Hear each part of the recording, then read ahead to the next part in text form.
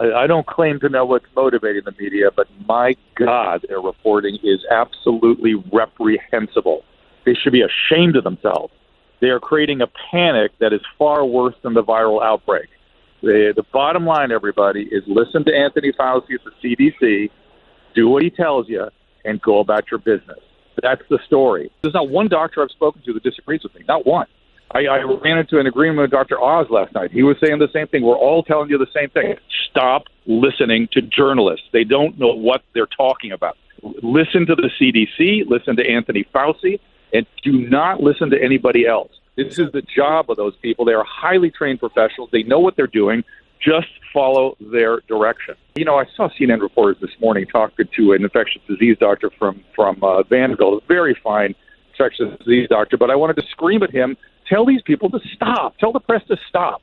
They went, oh, my God, what about the testing? And we don't have testing. And the doctor just simply calmly went, no, we have private and public testing. We're rolling it out. We have it. We have the same as other countries. Oh, but we don't. Shut up. We do. And by the way, you don't test people willy-nilly. The way medical tests are done is you have criteria for the test. Doctors determine that criteria. You apply the test. Testing randomly is called a screening test. That's no longer a diagnostic test. You do diagnostic tests when the index of suspicion of the illness is high. Otherwise, you don't test. If you have an index of suspicion that is moderate, you tell people to stay home. That's it. It's awful that people get sick. I know. I got H1N1. It sucked. I treated people with it. It was awful. And we have another awful virus circulating around now. And by the way, if you combine corona and influenza this year, it's still just a moderate flu season. It's not even a severe flu season. Wow. So all these horror stories about lack of ventilators and hospital beds being full, that is total BS. Total BS. Do not be alarmed by the word pandemic, which the CNN reporters seem to have discovered this morning. Let me translate for you the word pandemic. Pandemic is a technical term that means a new virus, B, widespread. Do you think we have that? Yes, we do. Can you name for me the last pandemic? Well, we had one about 10 years ago, the H1N1. And, oh, my God, did the world come to an end then? I actually got H1N1. It was brutal. I don't like the fact that people have to get sick. But we are biological beings, and we have these viral outbreaks, and we're in one now.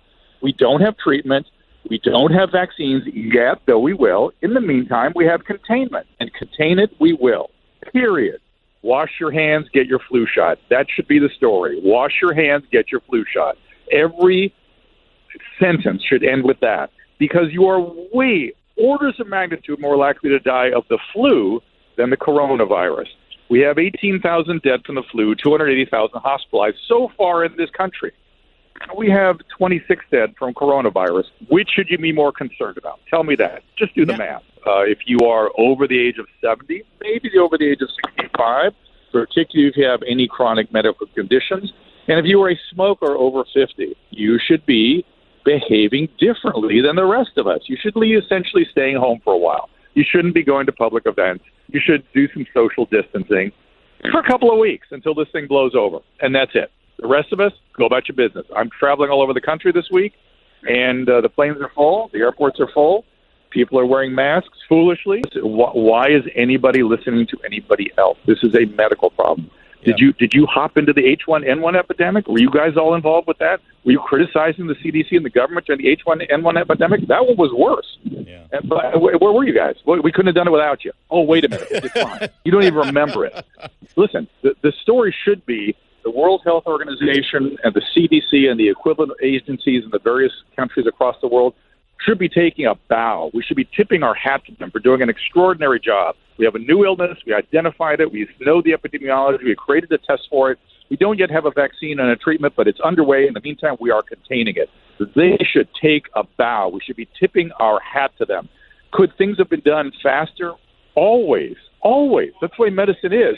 We contemplate, we think, we try to do no harm before we jump in. This is like saying the surgeon took too long to do the operation. The surgery worked out great, but I wish he'd been, not spent those last 2 hours thinking about the risk and benefits of that surgery. This is insanity. This is a level of insanity that has me angry.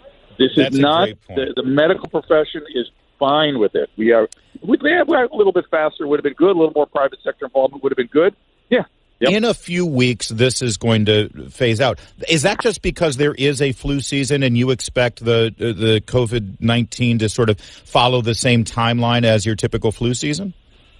I don't expect it. I guarantee it. Viruses have a life. They come on, they grow, they plateau, and they go away.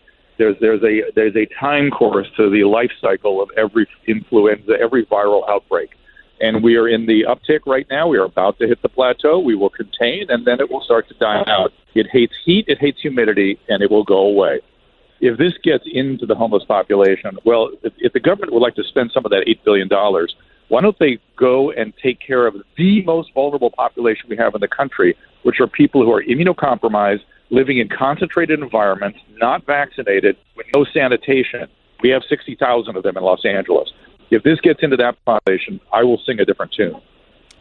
But, Dr. Drew, I just saw the governor of California take to his Twitter feed and give everyone instructions about how to properly wash their hands. That should solve the problem there in the homeless population, right? Oh, yeah, that'll be the end of it. We got no problem. They're washing their hands in the LA River, which with all the excrement and urine and blood that pours off our streets, that should be perfect.